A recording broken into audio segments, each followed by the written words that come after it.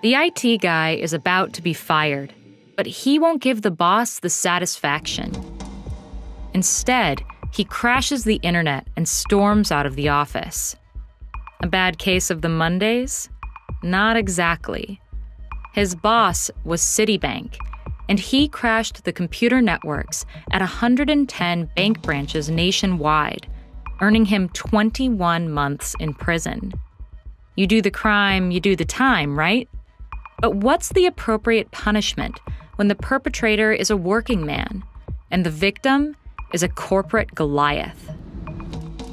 During my years of wrongful imprisonment, I lived alongside people guilty of fraud, robbery, and murder. And every one of them felt like they had a good reason. They saw their actions as reactions.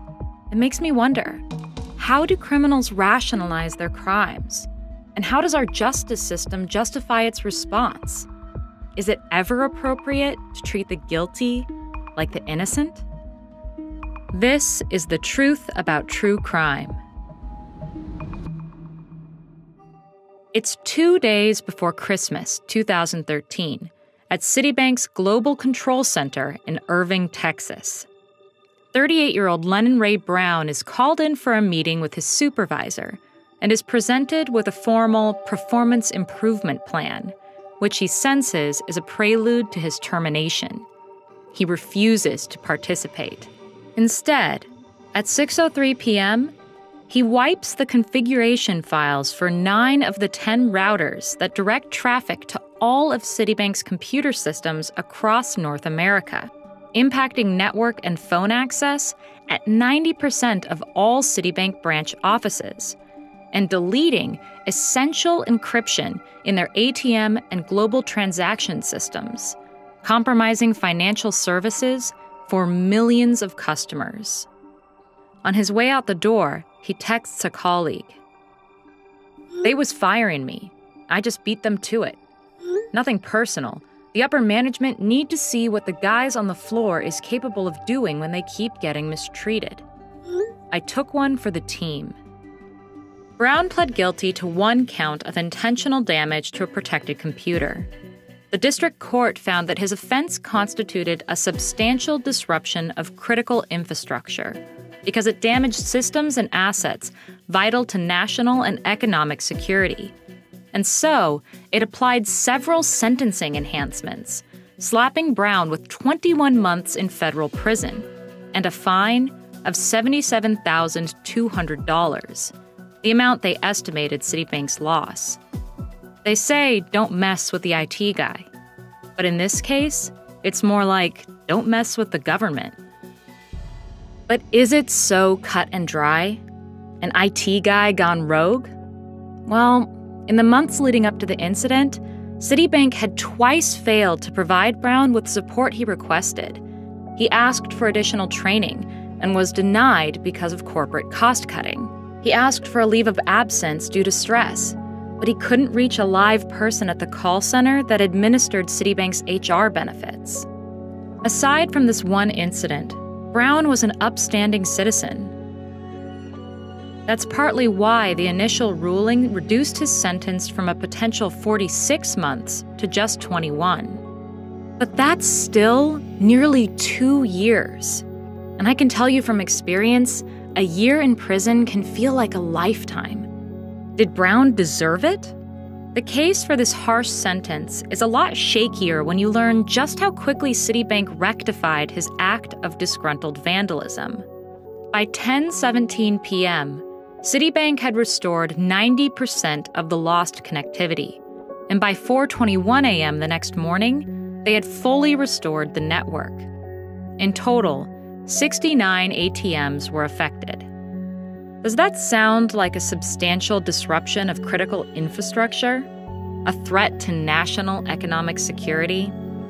The law that the district court used to enhance Brown's sentence was part of the Cybersecurity Enhancement Act of 2002, which was part of the Homeland Security Act, which was passed in response to the 9/11 attacks.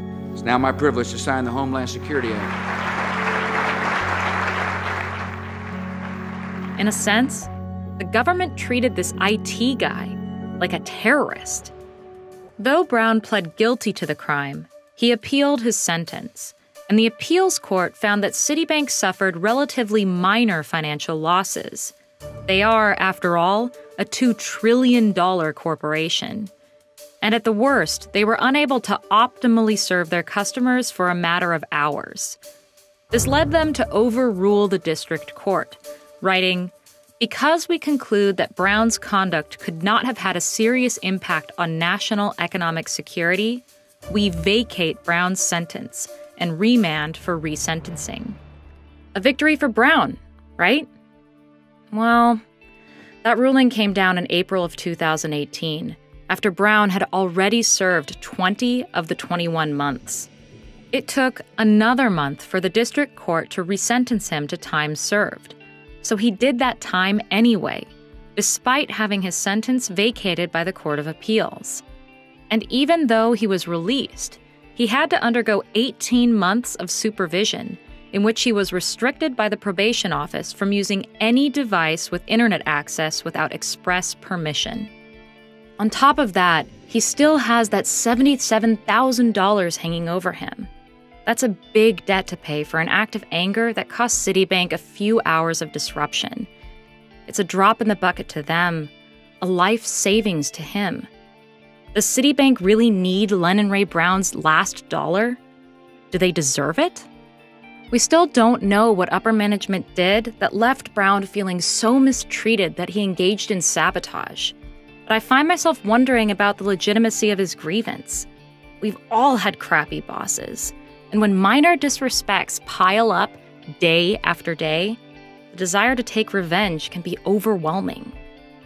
Brown sent one more text message to his friend that day. He wrote, "Sorry if I made my peers look bad, but sometimes it takes something like what I did to wake the upper management up."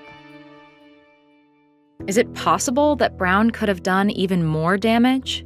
Was this a warning shot? A message? The people who keep your systems running are crucial, so treat them with the respect they deserve.